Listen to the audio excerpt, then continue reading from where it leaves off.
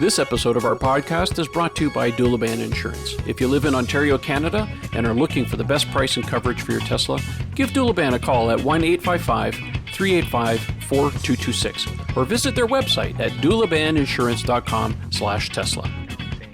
Yes, no, it's all good. Ford sound checks. Hey, everybody, welcome again to the podcast. How's about that for an intro for a change? I have my usual guests, Ian Pavelko and Eric Camacho. Guys, how are you doing? Evening, everyone. Well, doing semi-well. You'll notice that the look is a little different this time around. We're trying out some new software here. We're going for the Brady Bunch look. We've listened to listener and viewer feedback. I know a lot of you guys were saying, I don't like all the switching, and I want all of you on the same screen. So we're going to give this a little go, and if it works out, then we'll continue with it. I think Ian's feeling, well, not under the weather. You just got back from the dentist, or you're a little loopy. Yeah, this whole side of the face is still kind of like working in slow motion a little bit. So, and the brain is maybe firing on about 78% of the cells. So you'll have to so apologies in advance. You know, if he's a little slow, it's not a mental thing. It's just he's just like slower. it's any other show. He's under the influence. I mean, there we go. We're going to be podcasting under the influence, right? Yeah. I mean, if I hadn't gone to the dentist, that would have been my only recourse. Was straight vodka would have been the next solution. Because the intriguing thing is, if you hadn't said anything, I'm sure no one would have noticed. Possibly. He's just his normal loopy self. Yeah. Well, we should get into the show. There's lots to talk about this week. Let's just start off with some public service announcements. So for those of you in the U.S., the U.S. federal tax credit now drops to $1,875 on June 1st. So if you haven't ordered your Tesla and you're still sitting on the fence and you still want that half tax credit, you better get off your butts and do something. Now, this is the last part of the phase out, so it will end at the end of this year. So you still have another 6 months as of July 1st. So get in there and get your Tesla. Don't forget to order with somebody's referral code. Doesn't matter. Use these two guys' referral code. I have enough. Don't worry about me. But referral codes are in the links. Get yourself that free Supercharging. So check the podcast description for somebody's link. Do it. Yep, do it. Do it now. Otherwise, you have nothing to complain about after the fact. And as a reminder, we get supercharging miles and you get supercharging miles, which is really the cool perk. You get 1,000 miles for every order you get, and we get 1,000 miles. So that's going to take you a lot of places in a very short amount of time. Yeah. Not me, though. I get free supercharging, so there's no benefit for me. Same. Well, no, not true. We get chances to win stuff. Yeah. Yeah. But by the way, I get supercharging. You get supercharging. Yeah, you get supercharging, and he gets supercharging. Everybody gets supercharging. Yes. Speaking of which, we still haven't seen the draw. There was supposed to be a draw, right? Early May for Model Y, and we still haven't seen. What the hell? What's going on? Well, maybe they won't make it public. I don't know. It's possible, eh? Well, just goes to say. Just keep going with the referral program. It's working. Yeah. We'll talk more about the referral program here in a minute. So the next one here is we're in the midst of a second quarter push. We're getting towards the tail end of that. So Tesla has published a webpage, Experience the Tesla Arcade. I'm going to bring it up here so everybody can see it. Here we go. Basically, they're saying bring your friends and family to a Tesla showroom to experience the new Tesla Arcade until June 30th. Beach Buggy Racing 2 is the new one. That's part of firmware 2019.20.4. So some of you are still getting 20.2. You have to wait for 20.4 to be able to get this. It's been pushed out to most of the cars that are in the showrooms. So, this is, like I said, it's a push to get people to come into the showrooms and play with the games. And mommy and daddy, please buy me this car because I love video games. So I think it's a good way to get people into the showrooms and really show people that it's more than just a car. It's a family entertainment unit. So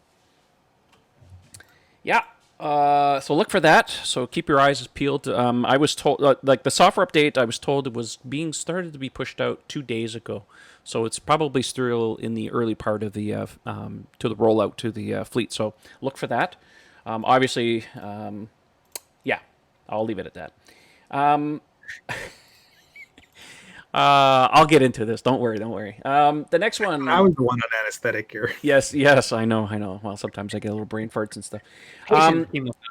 Yeah, Elon took to Twitter today and also announced that starting next month, I'm going to assume July 1st, that Tesla will now charge $1,000 for black, which is the same price as silver. Now, that caused some confusion, like what's going on with the paint colors. So a little further down, someone had asked, are they going to... Where is that? Well, everybody thought that was basically a price increase, but it turns out it's not, right? There is a new base color, right? Well, yeah, exactly. So we'll just kick out here for a second here. We'll just talk about it. Yeah, so the new base color is a solid white. It's not the pearl white. So the solid white color is now the default free color on the Model 3. And no, he didn't say Model 3 specifically. He said Tesla charged $1,000 for color black. So I'm going to assume that it's all vehicles.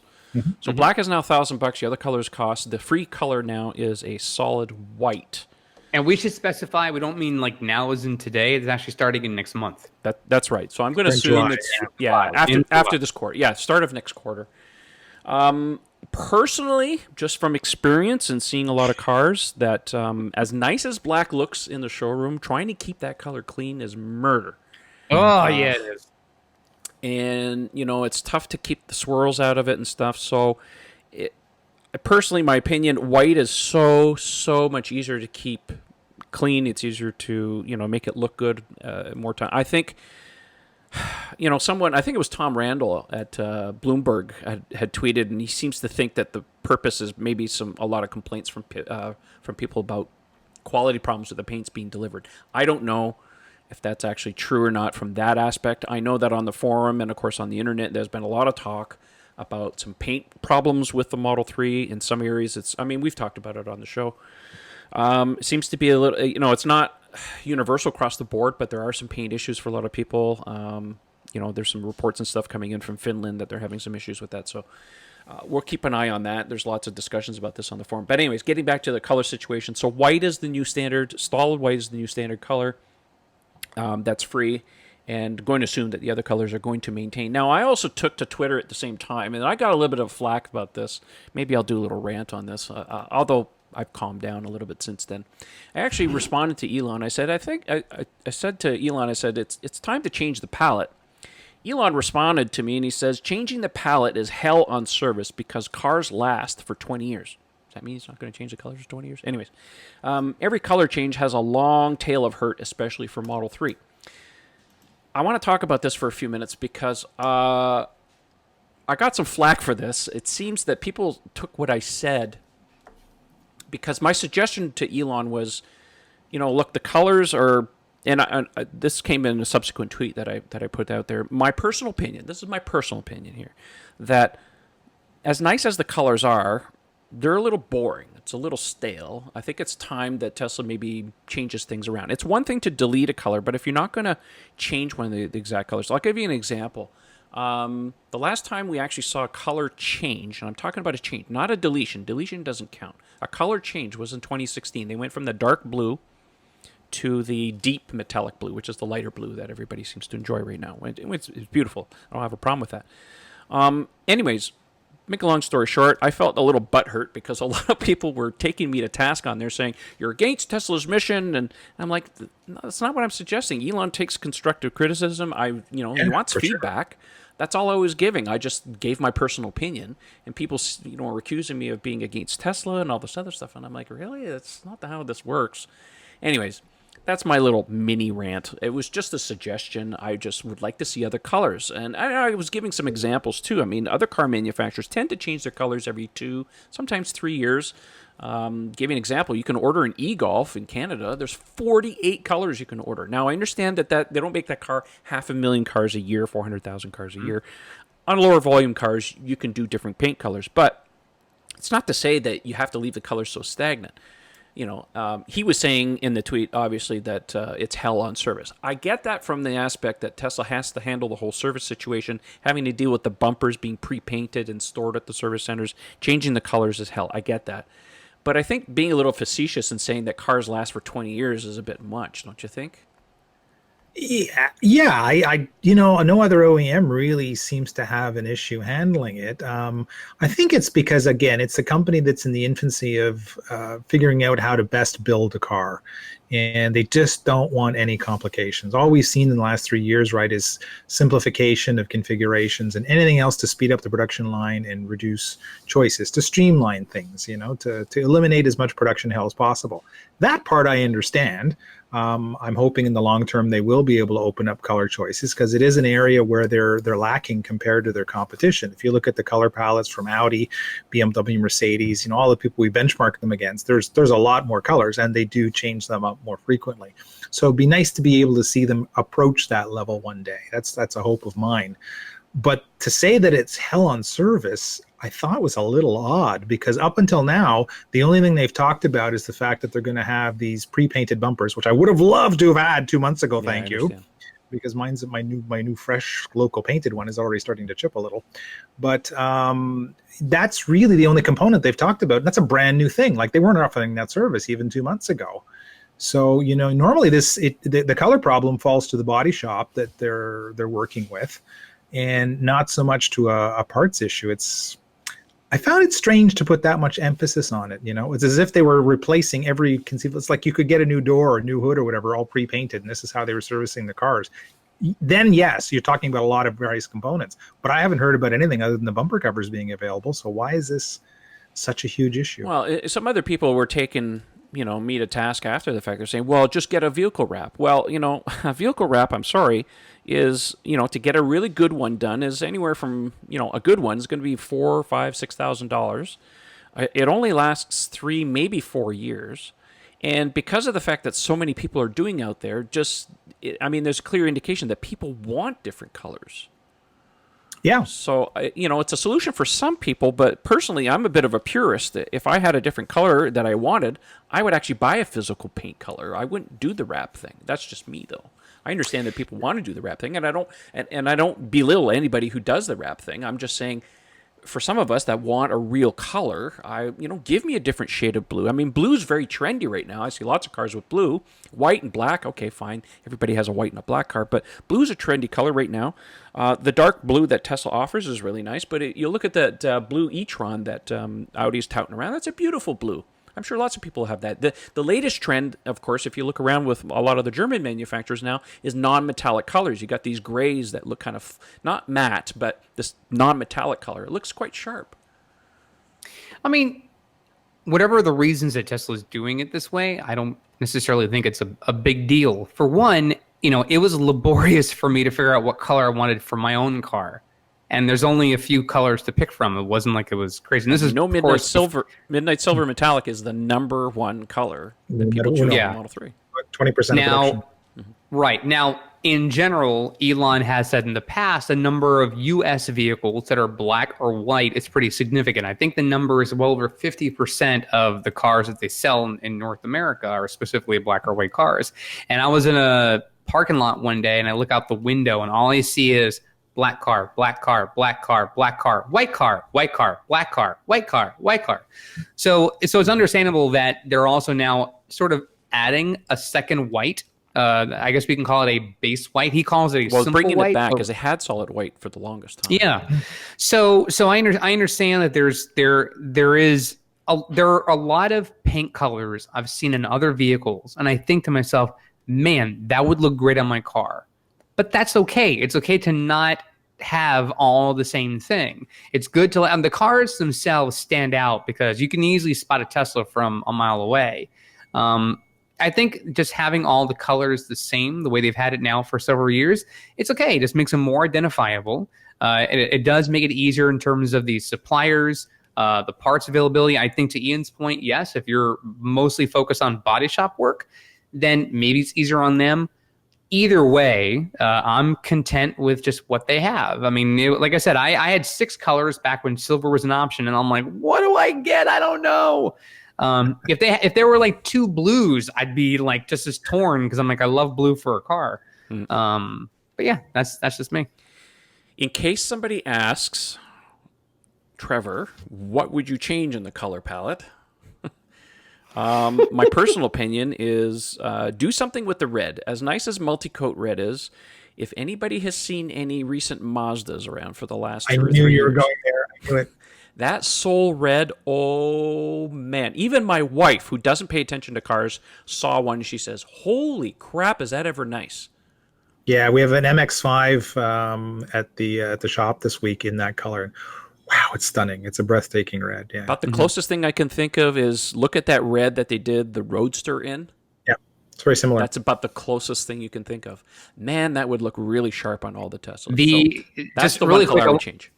the coolest wrap I've seen was the one wrap the person did where they had like the climate change temperature Yes. chart. Yeah, I saw that again. On that you want to talk about color. That car's got color. It's got like, I don't know, 50 of them. So It's really cool.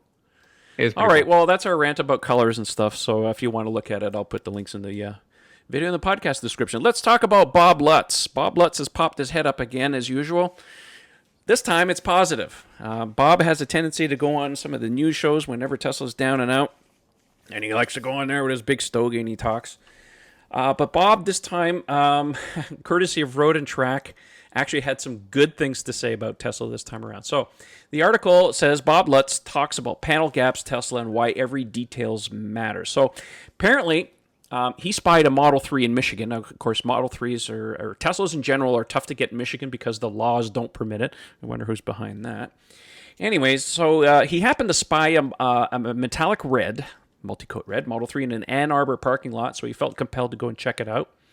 And basically, he said the gaps from the hood to the fenders, doors to frame, and all the others appeared to be perfectly even, equal side to side, and perfect and completely parallel. Gaps of 3.5 to 4.5 millimeters are considered world class. This Model 3 measured up. So invariably, he has to get his little dig in. So he says, so while I continue to be critical of Tesla's business model and Elon's strategy. Of course, I don't think he really understands their business model, so that goes, doesn't go very far in my books. But he said it was impossible to find fault with the visual quality of the Model 3. It looked like a fiberglass model as seen in design before the production go-ahead. In those models, the panels are not assembled. It's all one surface, and the separations are simulated by a routed groove. Later on in the article, he basically talks about how he brought the GM engineers up to snuff because they're quality as far as panels were concerned were not up to par. He basically says the Germans not as good as people think, Japanese second, and he said, interesting, and I didn't believe this at first, but he said the Koreans were the best at it. Yeah. So the very last paragraph, he says, don't get me wrong, it does require precise design and engineering as well as modern capable equipment to build cars, but excellent fit and finish also requires leadership and focus and will, something that Tesla clearly has. Wow, that's an about face for this guy.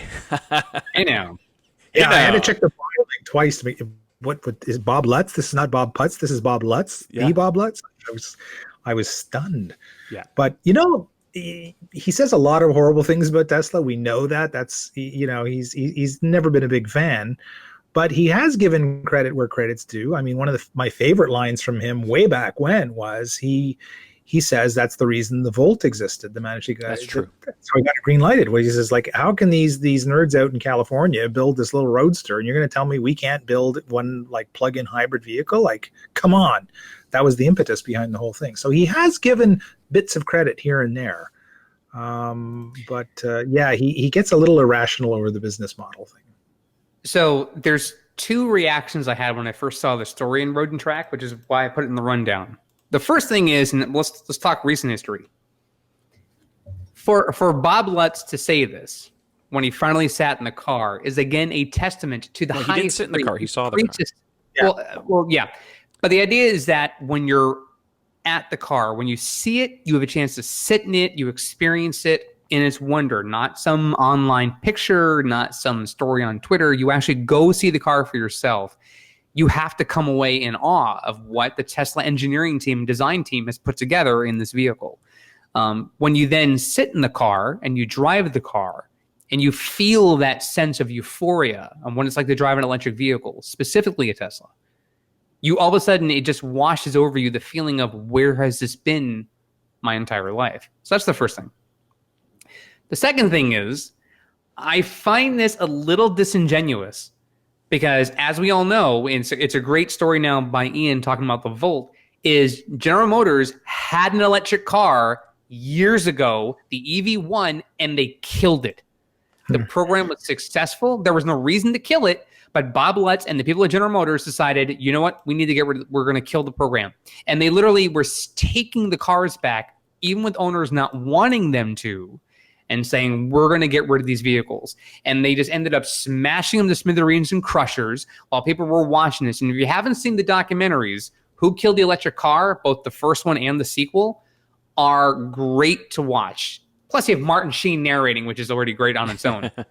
But you need to understand that part of that, for him to look at the Tesla now and go, incredible what these cars are. General Motors could have easily been well ahead of what Tesla's doing today if they hadn't killed the EV1. It is one of the dumbest decisions that an American car manufacturer has ever made, ever, is killing that program when it was celebrities and other famous people who had the cars on the road were raving how great it was. It was efficient and fast and economical and just disappeared. You also have to remember, though, too, Eric, is that at the time, we're still talking about the early 2000s here, before the car was killed, that there were a lot of political parties involved that were fighting against the the California Air Resources Board and their mandate to, get the, clean up their act as far as the manufacturers. Right. So all the manufacturers were fighting against that. And once it was repealed, because they fought it so hard, they said, well, there's no more business model, so therefore we'll get all the cars back. So I'm not saying that I'm sticking up for GM because it's easy to say that, but there were other parties involved and stuff that got this. So eventually when the car mandate was actually reinstated around the time that Tesla came about, Tesla was in a very good position to start their business when they did. Now, Tesla's alive because of many other factors, even though it's not been easy for them. It's been a very hard uphill battle, and it still continues to be an uphill battle. But as you said, Bob, and even Ian said it too, that Bob basically credits Tesla for getting their Volt program started up. So again, for most of these manufacturers, it's still very early days. I mean, Porsche still doesn't have their electric car out. As a matter of fact, the Taycan I just saw today looks like it's been delayed until January of 2020. So it's and largely that's probably because of the Audi situation there with the e-tron being recalled because of the battery fires and stuff. So, I mean, there's a lot of other factors involved here. So, we'll see what happens. But it's nice to see that Bob is, I don't know, coming around. Well, one article does not make a full turnaround yet. Well, Let's not get ahead of ourselves. He wrote it. That's his perspective. It's not like it's in someone else asked him questions. Like, it's his op-ed. He certainly wrote his own opinion. That's true. And what I will say about that is that at least he's seen the product and he has an opportunity to, it's changed his mind about the product itself. Now, he may still have problems with the business model, and that's his prerogative. He comes from a different business model for many, many years, so he doesn't necessarily understand Tesla. But that's a show for another day, I guess. Bail out. I'm sorry. What was that? Ooh, burn. One last thing I'm going to say about that. There was a really interesting interview. I don't know if you guys ever watched the, I think it's HBO that carries it, Axios, the news. Oh, yes. Has now their own 30-minute show now. It's like, little 5-minute stories on whatever's, the headline of the week type of thing. And the lead story in this week's episode was an interview with Mary Barra, the CEO of GM. And I forget the name of the journalist who was there, but one of their tech journalists. And did you notice in the first 3 minutes, she was just hammering her? Yeah, but what about Tesla? What about Tesla? I mean, can't you credit Tesla? Because the whole thing was like on autonomous vehicles, the shift to electric. They won't go there. Yeah, and she was very diplomatic, but you could see she wasn't going to give it like an inch of credit. So Well, not only that, but the responses that when I heard her responses to questions like as far as the restructuring when they had to lay off people and they're going to reassign people, it's like your answer is an ineffective answer because it doesn't justify what you just did to all those families in the area that rely on that work. And if you're going to say we're sort of still kind of figuring it out, no, you're not. That's a PR move. That's we're still trying to figure it out. You're probably not doing anything. You've already made your decision and you're going from there. I know it sounds harsh when you say that. Maybe I am jumping to conclusions, but the reality is this is not a thing that's like an unplanned reaction. Like this is what happens. And for them to sit there and have this, it felt like a very smug answer for her to say it. Like, yeah, we're still trying to figure it out. I don't think so. It's You're not going to listen. The one thing that I've learned about North American manufacturers is that they're very reticent to give credit to anyone else other than themselves. They have very much a not invented here syndrome. I mean, what was it? The recent guy at Porsche basically credited Tesla and said, "Yeah, they're doing great things, and it's getting us to move." You'll never hear a manufacturer in North America say something like that because it's an admission of. Yeah, well, it's an admission that they failed. that's remarkable about Bob Lutz. For all the horrible things he said about Tesla, he's one of the few that's come forth on a few occasions and said, "Yeah, they're the ones that shook up the ground and made this stuff happen." Yeah, I just want these leaders in these companies just be effing honest. Like, don't worry about your stockholders. Don't worry about, just be honest. Like, be honest with people, because most of us can see through your BS very easily. Just be the truthful. only guy that's honest is Elon. Yes, to a fault. Yeah, to a fault. Right, but even then, there's also some things I know that Elon doesn't say. Like, he sometimes will do something that often comes back with criticism, and he may admit, yes, I should have used better judgment, which happens, which is good for him to do that. Humility is always a good thing. But I also know there's things he doesn't say that he really, really wants to say. No. So, True. All right. All right, well, we've beaten that one to death. Let's move on. We got to talk about Model 3 maintenance. This article comes to from our good friends at CleanTechnica. Model 3 maintenance guide. Costs are even lower than I thought. Now, this is an article written by Paul Foss, or Fossey. I'm sorry if I mispronounced his name. Basically, they're taking some of the information that's on Tesla's website here as far as car maintenance, and I'm not going to bore you to death with what Tesla says, but he puts it in a little chart here, and basically lays it out as far as what the old recommendation was as far as the new recommendation was. So tire rotation, alignment, balancing used to be 6,250 miles. Now Tesla recommends every 10,000 to 12,000 miles, $40 cost on average. Cabin air filter every 2 years. Now it's every 2 years, unchanged, $34. Brake fluid every 2 years. Now they say test every 2 years, replace as needed. Cost anywhere from $80 to $100 to get that done. Windshield wipers every 2 years. If premium, same, unchanged, $63 for premium. I don't know what the heck that means. My Model X is a year and a half old. I should change the wiper blades. I can only get them from Tesla. I was mentioning to Eric before the show, the wiper blades on the Model X, the wiper fluid actually comes out of the blade itself, has little perforations. I can only get it from Tesla. Boo. So in his story here, when we mentioned premium blades, those are blades that last 2 years. Okay. So in Florida, we typically replace our wiper blades once a year just because the heat does wear down the rubber or silicone. Yeah. Right. So in those blades that he put in his car, they're actually a more durable blade, a higher grade material, and they last 2 years. Okay. Hence premium. So they go on to say AC service every 2 years. Now the recommendation is every 6 years. I know there's been a lot of talk even recently. Our good friend Michael Bodner even posted on Twitter today that he's getting a funny smell from his AC unit. A few other people have popped up, said the same thing. Seems that there's possibly a software update that's coming from Tesla to help with this. AC units, there's moisture. If you let it sit for a certain amount of time, there's a possibility of building up mold. Of course, mold will end up smelling and stuff. It's fairly common. It wouldn't surprise me, the software update, as soon as you turn off the AC, lets the blower run for a little bit more, maybe help dry out the element. I noticed in my car just recently, if you turn on the AC, I'm getting a little bit of a smell. So for me, that's usually an indicator. After a year and a half to 2 years, you need to change the cabin filter anyway. So it's not a flaw in the car. It's just kind of happens what it is. I think at 10 months for some people having the car, maybe it's a little bit too soon. But again, your results may vary depending where you live, right? Anyways, it's pretty good information on here. I'll put a link in the video in the podcast description. You guys can check it out. Let's go on here. We need to talk about again, from CleanTechnica, another article talking about, and we're going to gloss over this a little bit because it's very technical, talking about Tesla's new Hardware 3, or what Tesla's calling the full self-driving computer. Again, I'm going to put a link in the video in the podcast description. You guys can read it. It's quite technical for those of you in the computer industry. You might really enjoy this, but it goes into quite deep dive into how the memory's laid out, the chips, who's making what, processor die sizes. Again, processor die sizes change over time. The smaller you can make it, the faster you can put things onto the chip, or the faster you can make the chips run. The modern phones are running on a very small process, but again, this project was started 3 years ago when the processes weren't exactly where they are today. Anyways, even at the Autonomy Day, Elon said that they are currently working on the next generation. So anyways, it's a pretty neat read if you're into this kind of thing. Definitely want to check it out. It's fairly long. They even go into talking about what happened with where NVIDIA stands at this particular point. Because for any of us who have a hardware 2.5 computer, which is basically all Model 3s and Model S's and X's made over the last 2.5 to 3 years, that's the NVIDIA hardware suite. That's the Drive PX2 computer system. Reference design. Tesla makes their own boards. It's not exactly a Tesla or NVIDIA board on there, but it's all NVIDIA chips.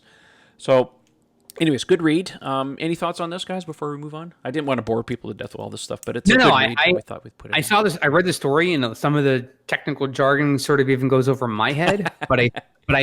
But to see their data points, to see the test they did, to essentially find out that, as they termed it, it's a beast, is sort of indicative of what to expect with this computer. Which you mentioned Autonomy Day. We got a good overview about all of that technology in the computer during that presentation a few weeks ago. So to see the CleanTechnica guys take a deeper dive to get more into the data of that presentation, I think is a really worthwhile read for those who are into that sort of thing. Yeah. Oh, by the way, I'm sure people are probably going to put something in the comments. When can we expect the computers to be upgraded? Again, we don't have that information yet. Tesla's still ramping up production and putting these into cars at this point. They're in full swing. The upgrade is not a priority at this point because, as far as we know, the software is not even 100% optimized for it yet. Eventually, when it will, if you've paid for the FSD upgrade like myself, I'm sure you'll get a phone call from Tesla service. Your name's on file. They know who you are. When the time comes, they will contact you. We'll call you. Yeah, exactly. All right, let's talk about Norway. Norway, of course, if you've been living under a rock, you know that's the largest per capita of EVs in the world. Well, there's some other information that's just come out recently. Wow. Subaru sales. This is a tweet by Tesla driver. Norway, Subaru sales are plummeting. They're down 66% in 2019 due to a, quote, lack of EVs. No surprise there. Mazda down 45% in the last 3 years. No surprise there. Again, no EVs, although they did announce they're going to do something. Yeah. Typical with a new manufacturer, when you come up with one new design, it's not going to be very compelling. So at least they're doing something. I was really starting to wonder about Mazda there for a while. Ford sales are down 50% in the last 10 years. That's striking. Mm-hmm. Tesla, obviously to the top of the sales statistics after trebling sales in 2019. I think he meant tripling sales. I don't know. Anyways, thoughts on this, guys? I mean, Norway is doing fantastic, but the writing's on the wall. If you have a mandate in your government or in your populace to switch to EVs and you don't have anything compelling, this is the result. This is what happens. Yeah, that's going to become the roadmap, I think, for pretty much every region. Is you kind of have to watch what's going on over there. Obviously, they have a really, really strong incentive program. They have the earliest mandate to go EV only, right? 2025 is the deadline. After that, ICE is no longer available for sale. So they're going is harder than anybody else on earth at this point. Kudos to them. The simple thing really is that because of their ability to sell oil, and essentially use that money for subsidizing their electric vehicles, that was a good thing. That actually is what helped get them on the market so quickly. And for the population to sort of go, free money, okay. And, they made it an incentive. The government chose to electrify the country in ways that no one else, I think, on earth has even come close to doing it the way they've done it. There was a video that came out a couple of years ago that Vox produced, that I recently retweeted, and actually I think it was like 2 years to the day that the video came out that I tweeted it, and it was about their infrastructure with electric vehicles. And it was interesting to hear Johnny from Vox talk to people who live there, sort of explain how it became such a big deal and how it became such a widespread successful program. That's in large part because the government made it a number one priority. So we see all across the world when there are programs, and California is great at this. I mean, we mentioned earlier about the CARB program, and when they decided to make it easier to get a clean air, part of it was, we're going to have to give people credits for getting cars. So when the federal government started having the EV tax credit, reminder, July 1st, the brakes go down. When we had the tax credit, you started seeing the numbers of EV sales and all manufacturers go up really quickly. So people appreciate that. People like it when the government says, we identify that there's a need, we're going to invest in that need to make it easier for people to make the change, to switch over to that, which is why you'd want to see more programs for solar on houses, why you want to see more opportunities for wind turbines, why you want to see more for hydro solutions. I mean, there's opportunities there. The STEM field is just loaded with programs and designers and engineers and scientists all trying to do their part to make this easier. Well, dang it, governments, if you're listening, then make sure you're actually talking to them, scheduling meetings and hearings and whatever, and find out where the money can come from to make sure this stuff happens, because people will adopt change if they're given an incentive to do it. I know it sounds terrible and doesn't have to always be monetarily, but if we actually put these things forward, things can actually happen. And Norway is a prime example of what can happen when there's investments made in the people. Mm-hmm. Agreed. They're doing well. Mm-hmm. All right, it's time to move on. We need to talk about the Gigafactory 3 in China. Now, this latest article comes from Tesla, our good friend Simon Alvarez, very good writer over there. There's some developments that are happening in China. It looks like Tesla in China has purchased, local purchase and finance department has struck a deal with prominent financial institution Budong Development Bank. Now, it's not the first time they've used them. Under the agreement, would-be electric car buyers would be able to purchase a Tesla with 0% interest for 60 months on selected models. No indication as to which cars it would be. It wouldn't be the first time, again, Tesla's worked with them before on securing low-interest loans for the initial build-out of Gigafactory 3. So that looks really good for the Chinese market because they need to make it very attainable because, of course, the wages aren't exactly the same as the rest of the world, which is, again, one of the reasons Tesla's going to be building a China-specific Model 3. What that encompasses, we don't know yet. The other part, too, is the Gigafactory 3 has completed its Phase 1 build-out, which is the actual shell of the factory, and the workers are now focusing on installing the equipment inside the facility. So we should be able to find out some more information in the next upcoming months. I mean, Elon even said so during the shareholder meeting that they've actually started installing presses and some of the production line equipment, and he even mentioned cell production, if I remember correctly. So again, this factory is designed to not only build cars but cells. They did say eventually, but he mentioned in the shareholder meeting that there's potential for them to be doing the cell actually.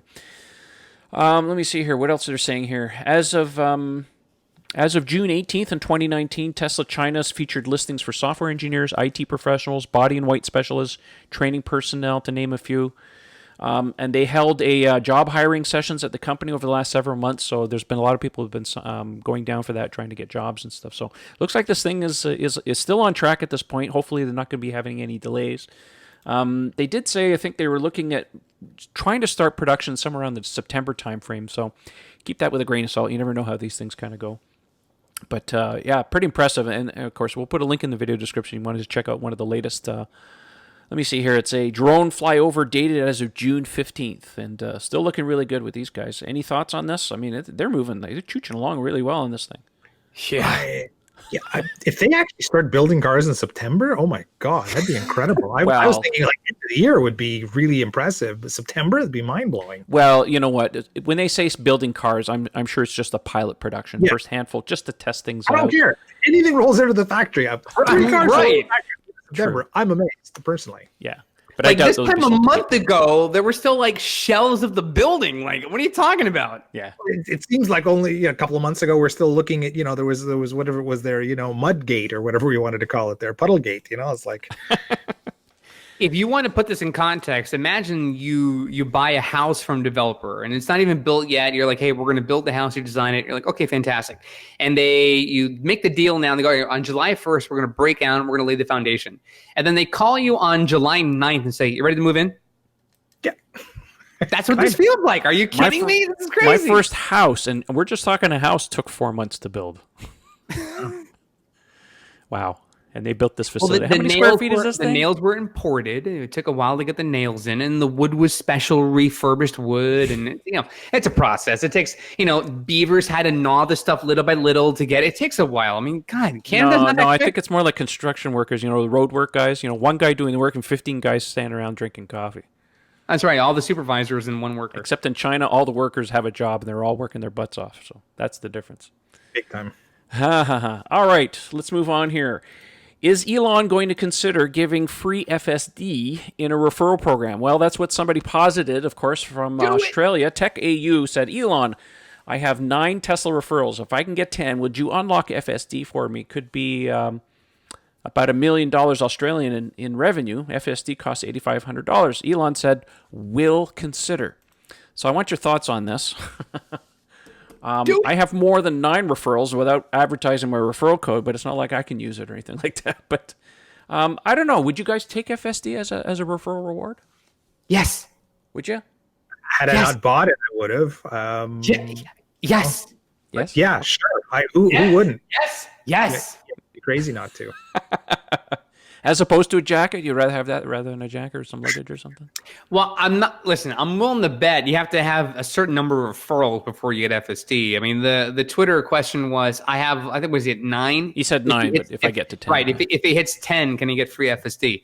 I think it's a good incentive if they do it, because we just got asked now, for example, the hardware question. Well, if you already have a vehicle that has the hardware, if you already have the HW3, then okay, it's just a matter of just getting the software on your car. If you are like myself, who needs to get the hardware added because I got my car delivered before hardware 3 was installed, then okay, you do the hardware switch, you get the software and you're good to go. I think it's great. I honestly, I would rather have FSD than the chance to win a Model Y. And mind you, it'd be great if they had some inkling like that of the referral program where you get to choose which one you want. Because before, for example, you could choose between the wall connector and something else. You could choose between the tires and this. So it'd be nice if that was a thing. Like, hey, you reached 10. What do you want? Do you want X amount of money down towards the Model Y, or would you want to get the FSD? Then now we're talking. That would be a good thing. The way to do it. I would tend to agree with that. I think that would make a very good prize for people. Right now, there are no prizes really to speak of, and part of the prize situation, though, especially from my experience with the last referral program, is that it seemed to be. I mean, it was devolving into this whole thing. I mean, part of it was how the program was structured, but it really devolved in people not wanting to do any work to get referrals. All they wanted to do was get prizes. So I understand where they went with the new program and try to reduce the amount of physical things you could actually win, and going to a draw and stuff makes a little bit more sense and stuff. I mean, we've had that discussion before as far as sustainability is concerned and stuff, but hey. And I'm a simple person. The fact that I'm getting 1,000 miles for every referral I get that converts into an order, that's amazing. Like, I don't supercharge a lot. I don't have the opportunity to take a lot of road trips, but just the idea that even like now when I'm leaving work, I'm like, I have to charge my car. Oh, let me just swing by the supercharger near my home. I'll get a quick 100 and whatever miles and keep going, and I'm not paying for it. That's a nice perk for someone like me.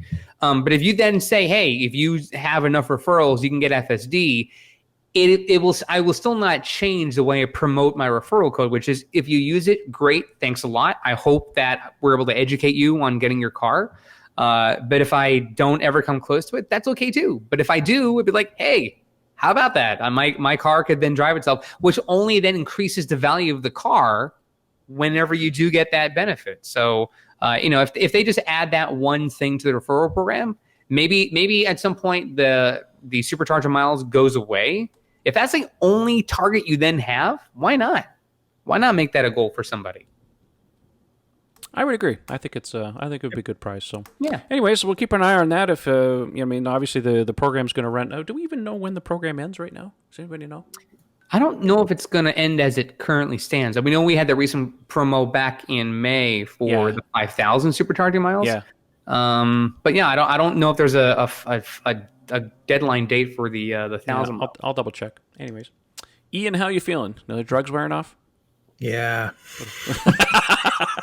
Very sore here, let me tell you. Well, that's good because I need your opinion. Let's talk about truckload. if you guys have not seen this, okay, so listen. Simone Giertz has just won the internet as far as I'm concerned. Yesterday, she released a video entitled, I turned my Tesla into a pickup truck. Now, for those of you who don't know, Simone has a YouTube channel. She's quite popular. And I have to apologize for the language here, but she calls herself the queen of shitty robots. She's quite funny. She bought what appears to be a standard range Model 3 or a SR Plus. Don't know exactly. She didn't really disclose it. And she proceeds, and I'm not going to show the whole video here. I'll put a link in the video description. You guys can check it out. But anyways, she takes 10 days and converts her poor little Model 3 into this pickup truck. And this video just went bananas on the internet. It's actually, and the other part of the video too, I'll just pause it here for a minute here. Let's talk about this video. They even did an ad, a fake ad, truckla, available nowhere type of thing. Elon even liked the video. I saw it on Twitter. So I want your thoughts on this. I mean, it really takes a big set of brass ones At to minimum. take this. I mean, 6 minutes in, she keys the back trunk and writes truckla on the back. I mean, there's no turning back when you're doing that. And then she proceeds to start cutting into the car. So, Oh my gosh. I mean... Epic, absolutely epic. I mean, it caught me so, it just blindsided me when I saw it. It was like after you tweeted it out, I was like, what the hell is Wait, this? what? It's like, well, this is a whole new level for Simone. Like I always thought she's just such an adorable person. She is. You might find a lot of her projects dumb, but I mean, you can't but not love the girl. She's so just energetic and feisty and tells it like it is. And she's a really interesting character. So for her to up and do this, I thought was fantastic. And one of the things, just to jump forward a bit, is I saw a little clip from an interview where she says outright, she says, like, this is our generation. She says, there's nobody in my generation that is interested in driving, a gasoline car anymore. We want EVs and we want all the choices. And this is for her was an imperative if she needs a real serious utility vehicle. So it's like, well, I can't wait. I want it now. I'm going to make one. Let's just do it. So she pulls together a really cool crew. I would call them kind of like the Ocean's 11 of like hacking That's a good Tesla. way to put it. Yeah, that's what it looked like, that crew, everybody coming in to do their little specialty. So definitely worth watching the video. The outcome of it, I mean, aesthetically, it's better than I would have expected. At first, I was like, oh my God, this could go horribly wrong. The lines kind of work reasonably well. I mean, if you gave me the magic wand to touch it up, I would have maybe curved back, like where the back of the roof curves back down into that straight sort of rear window. I would have tapered that a little. It's a very sharp 90-degree angle right now. And the window trim is kind of like, but I'm getting really nitpicky here overall. But the shape works well. I mean, they kept like sort of the glass line where it sort of goes into the hips of the rear fenders and all that kind of, it all works. And even where the tailgate kind of stops, it just seems natural. Mm-hmm. It amazingly worked out better than I would have expected.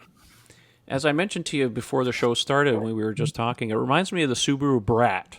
I don't know how many of you guys seen that, but just kind of like a smallish, really smallish pickup truck with a small. How cool would it be to have those two reverse-facing seats, bolted up against the back of the cab, like the Brat used to have. That actually is not a bad idea. Yeah, I think they pulled it off, and it also answers the question too. Now, if you guys watch the Joe Rogan podcast like I do, he had Rich Benoit, who runs the YouTube channel there, Rich Rebuilds. He said that, I'm in California and I'm working on a secret project. Well, this is exactly what it was.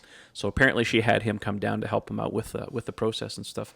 So, not much of him in the video, but they went to town. Apparently they only had 10 days because they had scheduled a production company to help them film this fake ad to help promote it.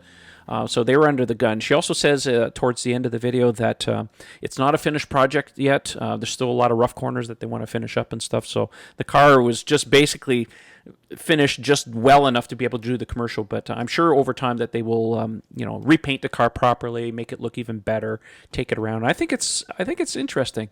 That somebody with, oh my God, the video has almost 3 million views already. Oh no, that's just the ad. Sorry, how much is? I'm just gonna. Can I make a really bad pun here? Oh, of course, Eric, you're the king of puns. 2.5 million views. So it's a truck now, right? But she calls it a truckla. Right. Are they going to add Teslicles? Oh dear Lord. Oh. Oh. It had to be. So, Okay. so All right. here's my thought. That's So not I the show. mentioned- That's not the show title. That's not the show title. No, of course not. We already have the show title picked out. Go for it, Eric. So here are the two things. Actually, three things. The three things I've thought. One was when she started scratching the back of the trunk. I'm like, oh God, no, no. Because it's a gorgeous Model 3, and we're like, we're gonna cut the hell out of this car. So my first reaction was just to kind of shiver in my seat. The second thing I kind of came impressed with was just how intricate they were about taking everything apart very carefully. Like, even though you're going to basically chop this car up for the most part, they were making sure they're taking they weren't like kicking the seats out. Like, they were very, genuinely soft and handling everything with care. The third thing was just, I was very impressed with how fast it all came together. Because the reality is, to do that kind of work, like you said, when they had 10 days to basically just get the car cut, the whole thing. And we don't obviously know how long it was. We only saw like a few seconds of them in the video where they have the various designs laid out on the table and they're sort of having discussions. Like, how long did it take to imagine it, render it, sketch it, discuss it? Like, you had so much dialogue that happened before that, before you can even just start cutting into the car, because you have to know exactly where it's going to fit. There's quite a bit of disassembly first, because you need to know where all the wires are, safety systems. Right. So it's a year ahead. What I heard, Eric, she said at some point I saw that it was planned a year out. So that's part of the answer to your question. So quite a bit. But like that's all the more impressive. It took that long to do that. I mean, to say that you've wanted to have this come from your car is already good enough. To have the car there, I'm like, what I also a little bit sadistic when she was in the driver's seat and she had like the seat was taken out and she's like in there and she kind of looks over at the camera and she's like, she just had this look of evil, like, we're gonna really shred this car. But no, it's impressive. I wouldn't do it. To me, it doesn't look like something I'd ever want. But it's her design, and it's you cannot be impressed with that. It really, really is impressive. Well, all I have to say is congratulations, Simone, for winning the internet on that one. Oh yes. Yeah, it was lovely. You know what? Regardless of how much it costs or what the process was, this video going viral like this just gets Tesla into more eyeballs out there. This thing goes crazy. I mean, I'm sure a lot of people says, "What is this thing at Tesla?" And, oh my God, what did they do? So, anyways, it's good for the brand, no matter which way you look at it. Even if you tear a car apart, don't care. So my parting comment on it is I think Truckla is cool. Obviously, it ties in with Tesla, but I really would have liked to have seen it named the EV Camino. El Camino. FineLab has a line of protective coatings that were engineered to protect your Tesla's paint, leather, carpet, plastic, and wheels, effectively blocking all those UV rays and environmental factors before they ever get to ruin your brand new baby. FineLab offers a complete line of car care products and ceramic coatings for both the do-it-yourselfer and professional detailers. Did we mention we also have the world's first self-healing coating? Check us out at finelab.com, that's spelled FEYNLAB, to see the science behind the self-healing. Check out our product catalog and click Contact Us for a free quote from a certified installer in your area. FineLab and Tesla, we were meant for each other. Okay, well, that's what we have for articles this week. We're going to take a little time here and answer our viewer and podcast listener questions. The first one that's I think we want to answer here is just outside of the things here. Oh, by the way, for those of you who want to submit questions, always look for the day or the day before we do the podcast. On Twitter, we put out a Google form that you can fill out to send in your questions. So make sure you follow me on Twitter. The handle's Model 3 Owners, or you can check out any of the other two guys there, EC Fix or Ian Pavelko on Twitter. They tend to retweet the same thing, but yeah. So do that, and then that way you guys can submit your questions when you want. Anyway, so the first question comes from someone, and we don't have a source for this, but someone was asking online, can you lift up one side of a Model 3 from a single jack? Yes, you can. The guys on CNET did a really interesting video. They do a little ride along. The video is about 4 minutes long. I'll put a link in the video description. You guys can check it out.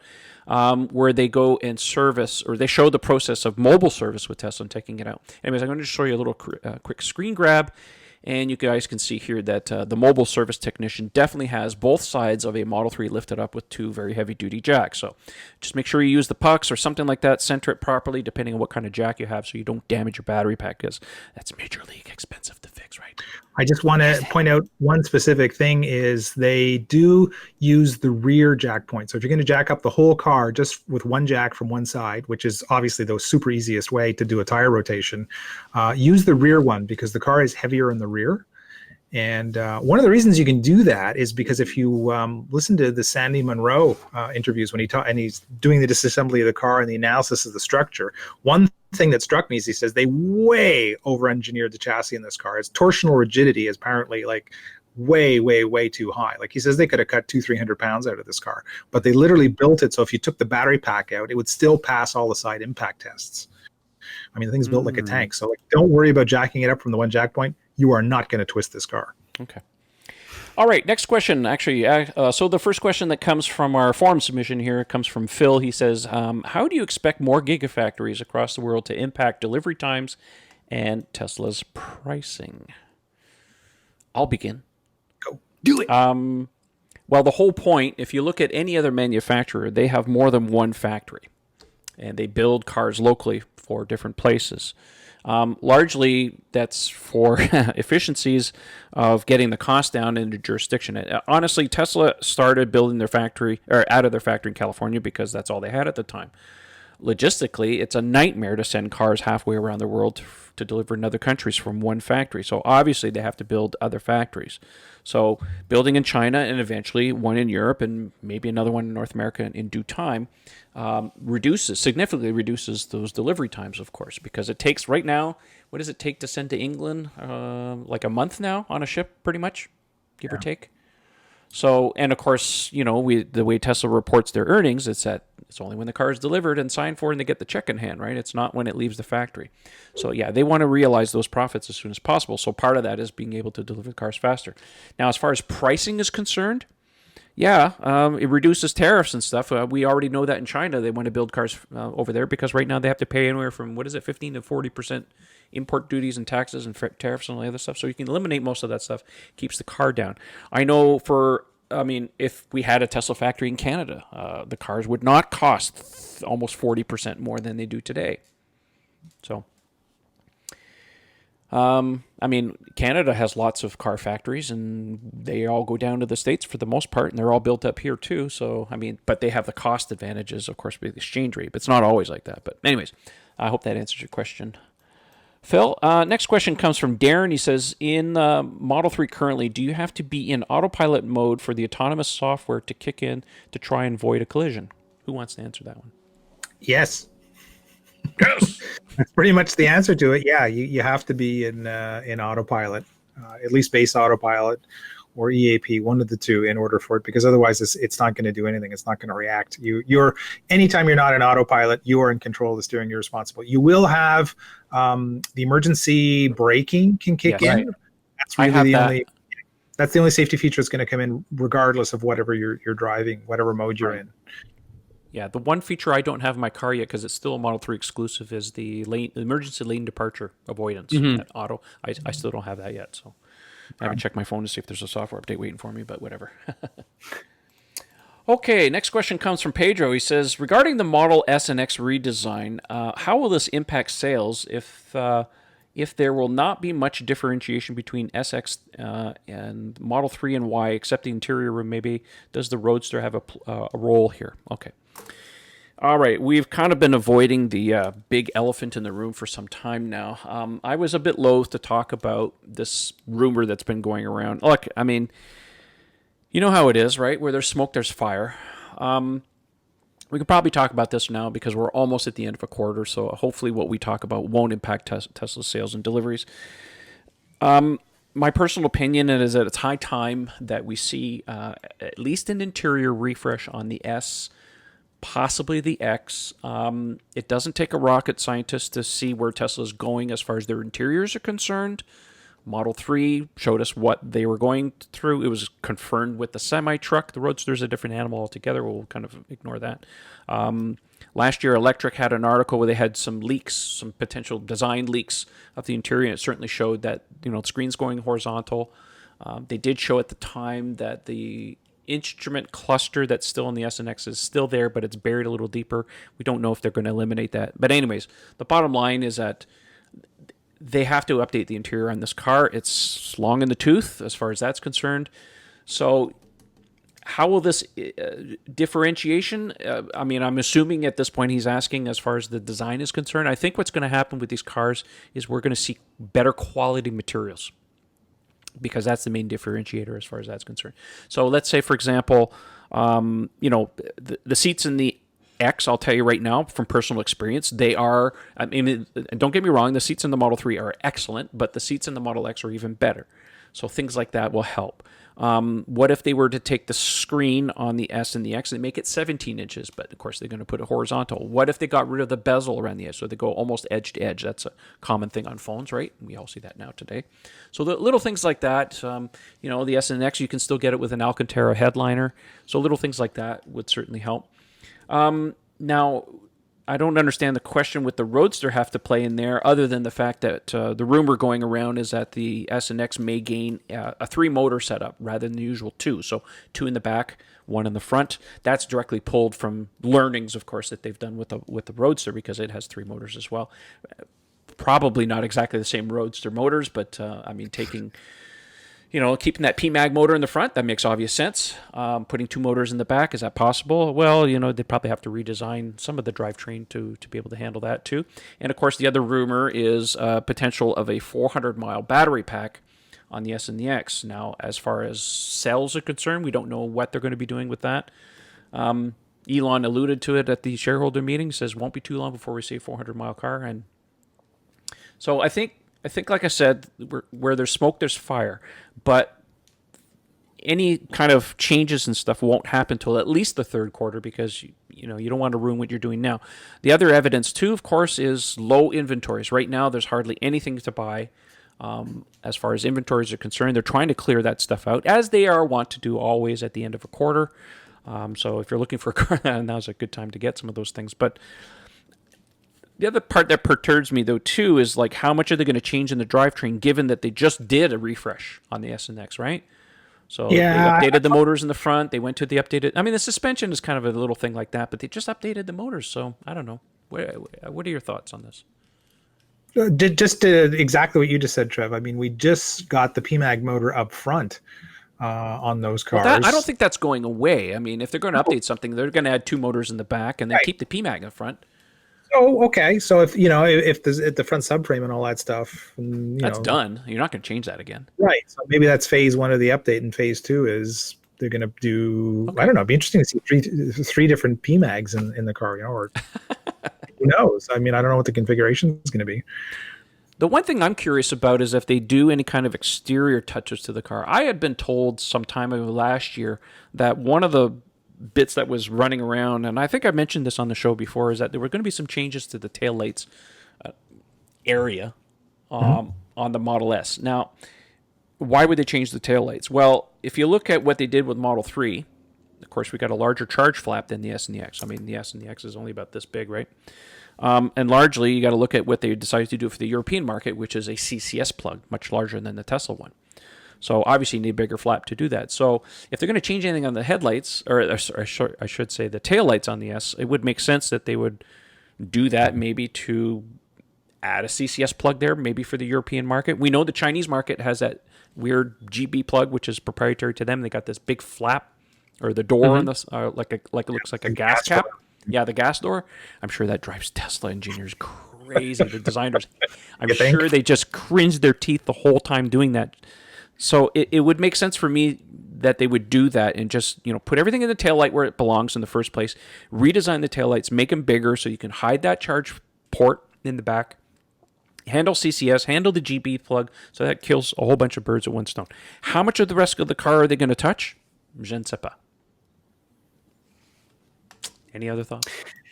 Yes, I have plenty. Yay! Okay, all right. give it to us. So the answer to the question, which we sort of kind of lost sight of. Sorry about that. Is I think it's going to actually improve their sales. So here's the thing I can tell you. Right. So here's two things about this. The first, because I like doing things in sets of numbers. The first is that there are a lot of legacy owners that are probably thinking of either their leases ending or they may decide, you know what, it's time to upgrade the car. We put a lot of mileage on it. I know that for a fact. And there may be enough changes to them go from, because like, look, if you have someone who says they have a, let's say a Model S 85, okay, then you're going to go, okay, so there's certain things about the car that are a little bit dated. Maybe they don't have a center console, whatever. But they look at the Model S now 75 and they go, okay, you know what? The cars are relatively similar. It's not worth changing. I don't want to take on more payments, whatever. But then you go, oh, but wait till we see what we have for you. And they have this other version that comes out that you're describing. Let's say it is a majority of those new additions. And now they're seeing drastically improved car. And they may decide to go, you know what, let's just get whatever value we can get from this car now, and let's go ahead and get that. So it does stand to reason that that's the first thing that's going to benefit, is that a lot of people are going to want to upgrade their cars. The second thing I think about is that for a lot of people who are looking at Tesla for the first time, when they see that much stuff, they might be thinking to themselves, wow, that's impressive. It's beautiful. It's amazing. Look at the feel of the seat, and a lot of folks, when they sit in a Model X for the first time, their reaction is like, look at this glass. You know, look at these doors. Now add to that some of the amenities and features inside of that. So I think it's going to really be a big boost for them. I don't think it's going to hurt sales in any way. If anything, it's also a good precursor what happens when Model Y finally comes out, because that's also going to be a very big change to what there is. And it's also possible some of the elements we see in SX, if there's a refresh this year, if some of those elements end up being in the Model Y interior to some extent before it comes out in production. So yeah, I think it's great for us to speculate is good because it gets the conversation started. But yeah, I don't say anything bad coming from it. And again, the question is, are sales going to improve? Yeah. Yep, they need to. Well, they're down about 20%. Yeah. Which is, it's not, in the grand scheme of things, traditionally around the third quarter is when people are buying cars. So to see this little dip to be able to pick up again, it makes perfect sense. If you look at all, everything being equal, if you take everything into account, this is the time to do it. So we'll see. Which also, by the way, one quick thing, if they also do that, then the tax credit phases out for U.S. Tesla owners this year. So that can also be a lasting push. Exactly. Okay. All right, moving along here. Pedro actually sent us in a second question. We'll try and answer it very quickly. He says, how could Tesla organize the assembly lines in order to allow redesigns and still allow for production? On that note, could the Y be assembled on the Model 3 line? Well, we know that Tesla is in the midst of doing some reorganization at the factory. I mean, lots of people tried to tour the factory and, back and forth. Yes, you can, but there's certain areas that are closed off and stuff. So whenever Tesla has changed things in the production line or paused the factory, it's because they're doing some updates as far as the production line is concerned. The way I could see it is probably more amalgamation of the S and X lines. Some of the parts on the S and the X lines are actually shared. I've seen it personally. They could probably do some more combinations as far as that's concerned. We talked on the podcast before as far as Model Y is concerned that it could very much be assembled on at least final assembly. Body line's a little different as far as, the actual build process. But the final assembly, there's no reason that couldn't be put on the same line as the Model 3. S and X's share a lot of that stuff at the same time too. So any other thoughts? No? Yeah, no, I totally agree with you. As a matter of fact, until they announced that they were going to use that one giant aluminum subsection for the rear flooring of the Y, I would have thought the platforms are going to be damn near identical. Based on some of the information we exchanged recently, some of the suspension components might be slightly different, but that's minor. I mean, the stuff still bolts into the same place. So even with that different, tail flooring, it doesn't preclude the fact that they could roll down the same line and have, so many of the same parts bolted in. Mm-hmm. Okay, next question comes from Steve. He says, what game controller can be used with the different versions of the MCU and car model? Well, that's a really good question. I have tried several different, two different controllers, two. I have an Xbox controller, and this past weekend, a friend of mine came by, and he had what looked like a PS2 type controller, USB, plugged it in my car. Nada. I can't get a controller to work in my car. I don't know if that's an X thing, or it's my software, or maybe I'm doing it wrong. I don't play the games really enough to warrant that. Have either of you tried a USB controller of any sort? I haven't, no. No. It's not really a question I can really answer at this point. Yeah. It's one of those things. I'm going to have to go down to Tesla showroom and bring a controller with me, plug it in, try it. Or somebody can bring their Model 3 over and we can give that a go. Sorry, Steve, can't answer your question 100%. But thanks for submitting. All right, next question comes from Per. He says, why does Tesla have different firmware features for the Model 3 than the S and X, like TPMS reset and dynamic brake lights? Well, some of it's jurisdictional. Like in Europe, they've got that new software update and stuff that flashes the lights when you apply the brakes. Again, some of the software differences are, up until recently, been related to the screen orientation stuff. It wouldn't surprise me that Tesla probably has two separate software teams, one working on Model 3 software, another working on S and X. Again, if they were to go to horizontal screens, that would probably amalgamate some of those people to a certain degree. I don't really know. Ian, any thoughts on this regarding the TPMS reset? Yeah, I can speak directly to that. If you recall, the very earliest versions of the car actually had a manual reset. It was right there in the menu in the Wheel and Tire Tech thread. I talk about that, what the reset procedure was. And then I guess, I want to say about a year ago or so, it vanished.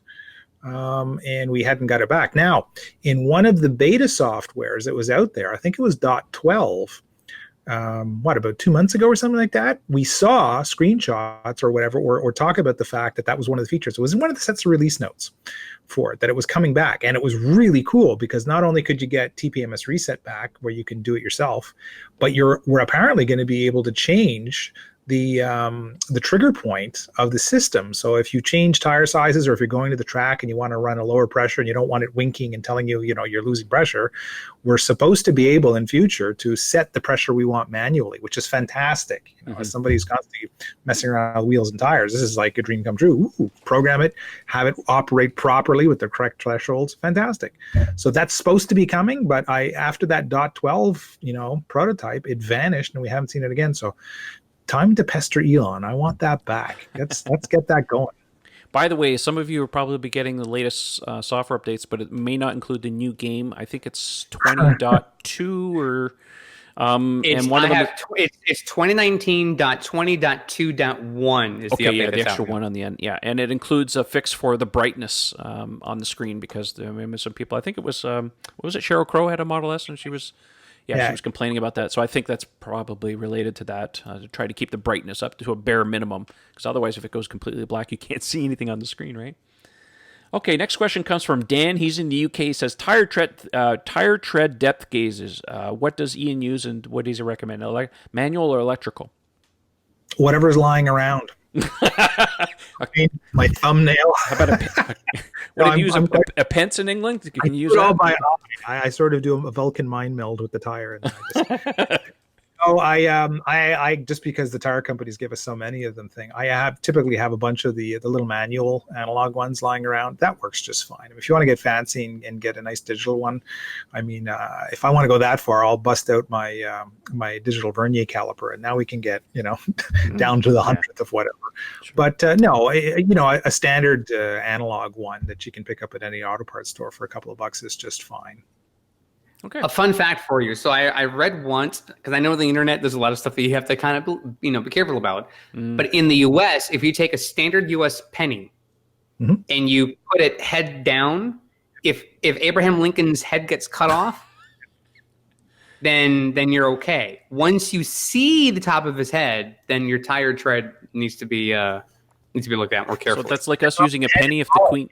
So that's like us using a penny, if the queen smiles, then it's good? No? Yeah. So I wonder if there's a similar sort of trick that if you don't have a gauge on you, but you happen to have change in your pocket, if there's some UK currency that might be able to do the trick too. By the way, if you're on the internet and you're searching for currency, look up spocking a $5 bill, Canadian $5 bill. Prepare to laugh quite hard. Anyways. Can't do it anymore because the pictures changed. But the old $5 bills, you would spock a $5 bill. It's quite hilarious. Speaking of Yeah, speaking of currency, a quick thing I read today, it's unrelated to the show at all, is that the We'll Super allow Bowl in Miami coming in 2020 might be the first cashless Super Bowl. Really? Yeah.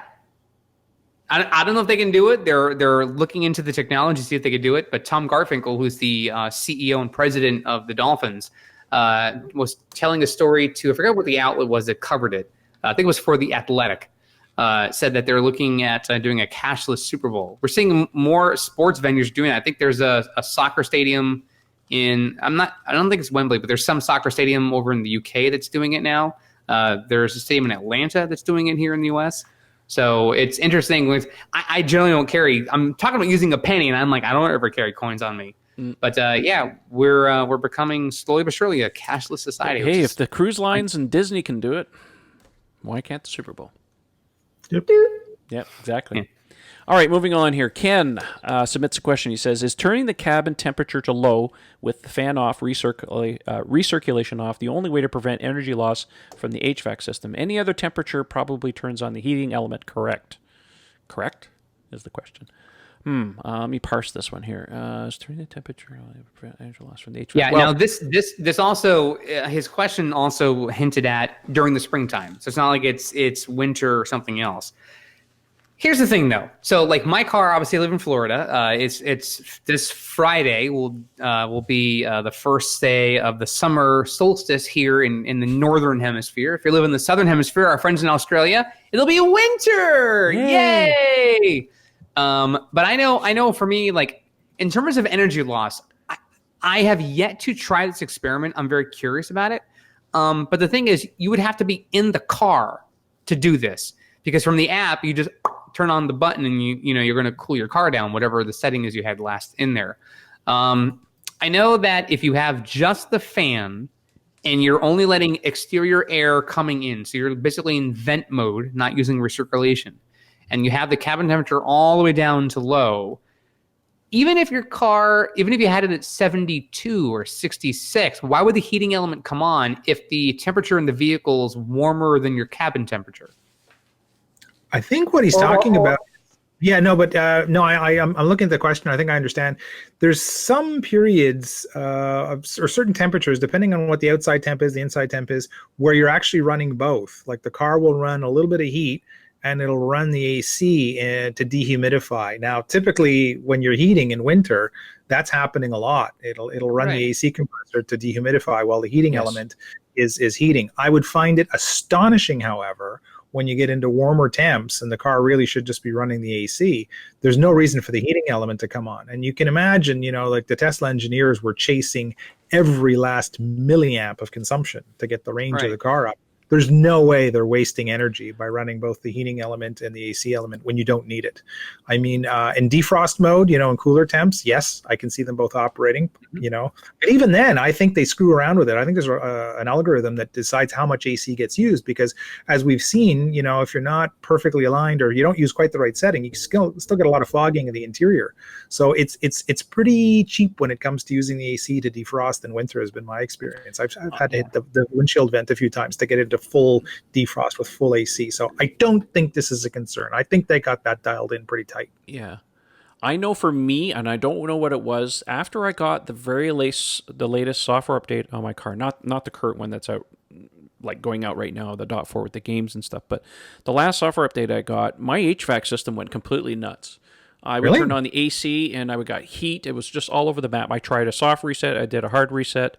Tried all kinds of things. Eventually, I just kind of gave up. And after a day or two, I don't know what happened. The system shut down or something. And then it's been fine ever since. So I had a real bad glitch in the car. And it was really weird. I know for me that I will say this. HVAC, as far as air conditioning, if I just sit there idle, doesn't use all that much energy. Heat is a different matter altogether. Right. If I don't need the air conditioner, I'm in the habit of going to manual mode and I turn it off just to save on energy.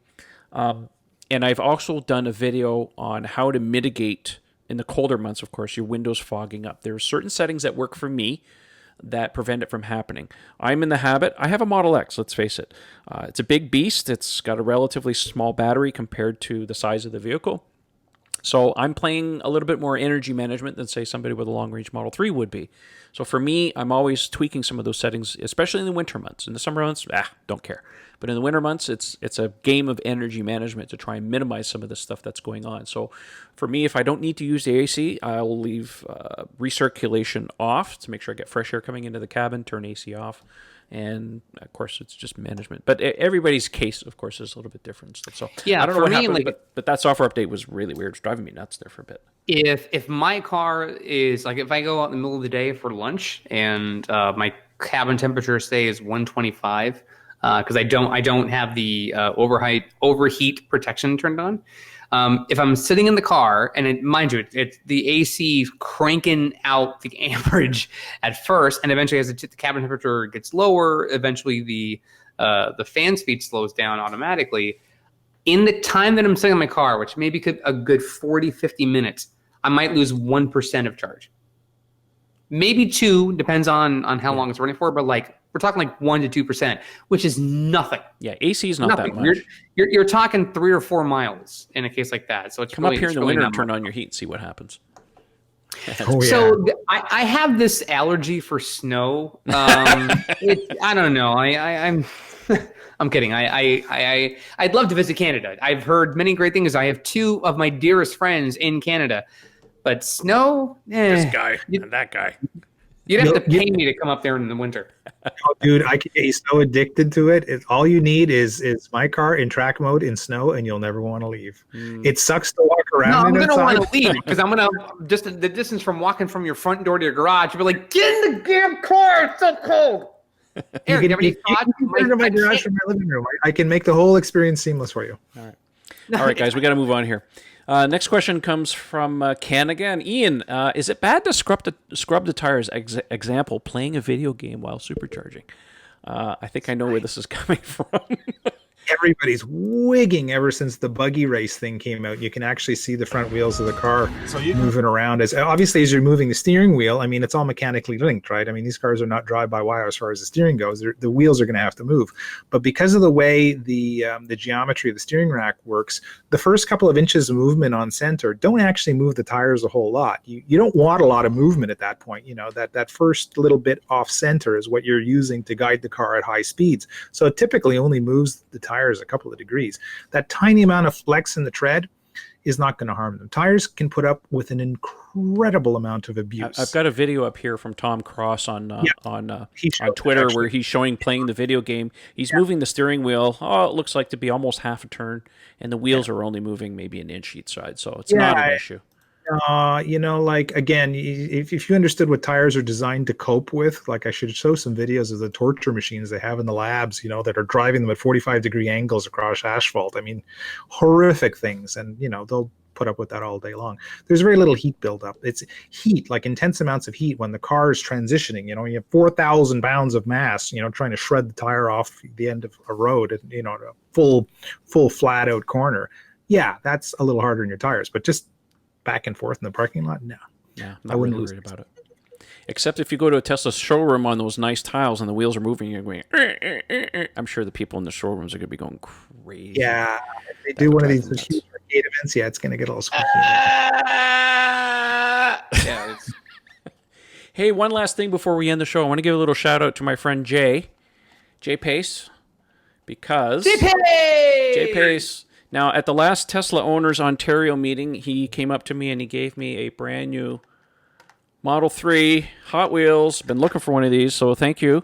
And Ian, you got one today, didn't you? I did. I so wish I could show it off on the show, but I left it at the office because it's part of my little mini Tesla collection over there, so I didn't think to bring it. But thank you so much, Jay, and thank you to Boogie, because it was addressed from Boogie to Magneto. I thought that was particularly cute. That's awesome.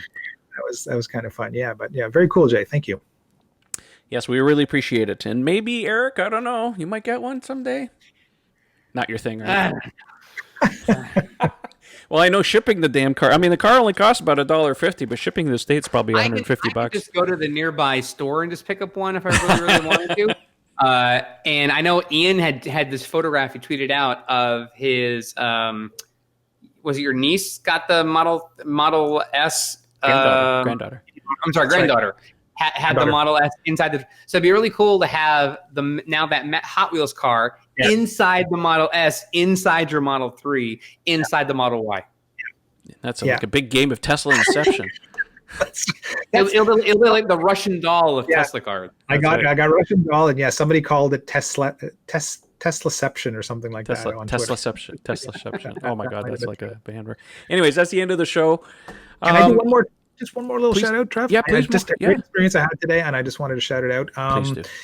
As everyone knows, it's stressful times these days for the parts and service folks at the stores and the Tesla network all around the world, with the end of quarter and all these little crazy things going on. I myself needed to order a replacement part for my car, and I called the store, and I just couldn't get a hold of a live human being. So today, just for fun, I opened up the website and clicked on the support page in the menu, and right away you get a little dunk. There's a little chat square that comes up. And first time I decided to ever use it. So I said, yes, I'd like to chat with someone. It took about 2-3 minutes for someone to come online, and boom. Someone came online. I explained the problem. I gave them the part number I wanted to order, whatever, and they went back and forth. And they directly contacted my store in Montreal, made sure they had the part in stock, gave me the pricing, had it put aside under my name. It was seamless. And the whole time it took about 20 minutes from start to finish to get the whole thing arranged, but I'm sitting there typing away, doing my work, and the little chat window would just appear. It was terrific. So, I mean, if you are having trouble trying to source a part or get an answer or anything at all, don't be shy to use that. It was terrific. So I wanted to give a special shout out to Stacy, who helped me in this particular case, and everybody on the team down there. Terrific work. It was such a nice way to do it, without having to remember to call back and wait for an answer. Was fantastic. So that's an option for anybody who wants an answer in such fashion. I think the moral of the story here is, what you hear on the internet is mostly just negativity. Yes. And there are a lot of positive experiences and stuff. So, Elon says he's working very hard on fixing, the service issues and stuff. My experience with Tesla service has always been exemplary. It's always been great and stuff. So, you hear horror stories, but, it's not always the norm and stuff. So, but it doesn't mean it's perfect. So just keep that in mind. Anyways, since we have you on the screen, Ian, why don't you do whatever you want to do as far as plug? Let people know where they can find you. What do you want to talk about? So, on Twitter, you can find me. The handle is at Ian Pavelko, as you might even be able to see on the screen in our new fancy schmancy Brady Bunch screen layout here. I think we've got our little name tags in the bottom. I hope that's visible to all of you that are watching it on YouTube. I have to do a little more work on that, but yeah. Okay. So, but yes, so at Ian Pavelko on Twitter. You can also find me on Tesla Owners Online. The handle is Mad Hungarian. If you have any questions regarding wheels, tires, or anything else you can think of that I might be able to help you with, please, by all means, hit me up there. And of course, we have Mr. Camacho, who is so ably modeling the Weapons of Mass Adoption t-shirt, which is part of the Mad Hungarian Evolveware collection, which you can find at Teespring, Teespring, all one word, .com. Just once you get on there, search Mad Hungarian Evolveware, and you will find the full collection. And anything you buy on there goes to support various EV organizations around North America. I look like Kilroy. Yes, I know. You do. And always, the link will be in the video and the podcast description if you guys want a direct link to it. Eric, how about you? Where can people have a chat with you? First, thanks to everybody who actually took the nice little thread that I put on Twitter several days ago and followed all of the cohorts that I tweeted about. My buddies Nate and Raphael and Michael and these two schmucks and everybody else you followed, Bonnie and NSA, and it's just everybody, because we love this community. We thrive because of this community, and we hope that a lot of you have learned from so many of people that are in the Tesla community, all trying to just get the message out there on behalf of Tesla. It's free advertising. It's free marketing. We love doing it. So I'm thankful for everybody who took the chance to say, hey, I followed 8 of them, but now thanks for those other 2. I know that a lot of them were like, hey, and I even got follows back by Bonnie, which is awesome. I gotta love Bonnie. She's the great. I told her she's like the founder of this stuff, and she's like, this is so nice. So that's the first thing. Secondly, thanks to you guys, I'm now over 800 followers on Twitter, which is crazy. So you guys can find me. You can find me on Twitter at the handle ECFix. That is ECFIX. It's on Twitter.com. If you haven't heard of it, it's an amazing website. Go get yourself an account. You can say random things, 240 characters. It's totally fun. And the third thing I want to say is Trevor recently had an event he did. What's the city again in Canada you were at? Peterborough. In Peterborough. It was a Mercedes-Benz vehicle event, but there were all kinds of other owners here for cars. He still has water. Nice. The thing I want to draw attention to is basically this, really quickly. When you are out and about, if you are someone who is interested in Tesla, maybe you own a Tesla, but you want to kind of talk to somebody else, I cannot tell you a story where a Tesla owner was not approachable. They would never take the time to answer a quick question, exchange information. Even there's a funny video with Michael he put on his Twitter account tonight, Tesla Tunity on Twitter, where he had a Sentry video where he mentioned this in his Twitter recently, where a family, he was out for dinner, puts a pizza in his frunk, and the family comes out from the restaurant like, curious about what's going on, like what's going on in the frunk. And he ended up sharing the quick video from the Sentry cam catching that family leaving the restaurant. The littlest thing can spark a conversation. So if you ever see it, I know Trev's going to have a new shirt coming out pretty soon, so buy that when you get a chance to do it. But again, we love answering questions. So whether you find us on social media, if you see us in person, if our cars are out there, you want to introduce a neighbor, friend, coworker, like this is cool, come see the car. If you come up to us and say, hey, can we see your car for a second? Absolutely. So the event that he was at, the Tesla cars got more eye candy attention than anything else. So that's just a testament to both the owners and the brand. So again, thanks everybody. We hope you keep following along and adding new followers. And I'll probably do something like that again for some of the more prominent Tesla people out there, like Kim and Ben and many others. But again, thanks for all the new follows. Well, with that, I'm the last guy on the totem pole here, but that's okay. You can very active on Twitter. You can find me. The handle's Model 3 Owners. Don't forget, the forum is the place to talk about all things Tesla. You can find that at teslaownersonline.com. Membership is free. Doesn't cost you anything. Jump in there. We got almost 40,000 members now. It's going crazy. It's growing. Anyways, we'll leave it for that. And hey, listen, if you like the show and you'd like to help out, maybe support the show or whatever, you can check out our Patreon page. You can find that at patreon.com/Model 3 Owners Club. I know, I'm not changing the name. I keep saying that, but we'll leave it at that. Anyways, that's it for this time. Yes, Eric, your shirt looks awesome. You're freaking me out with the no eyes thing. Yeah, I know. Anyways, that's it for this time, and we'll catch you on the next one. Thanks for listening and watching, no matter where you happen to be. See you later, guys. Bonsoir tout le monde.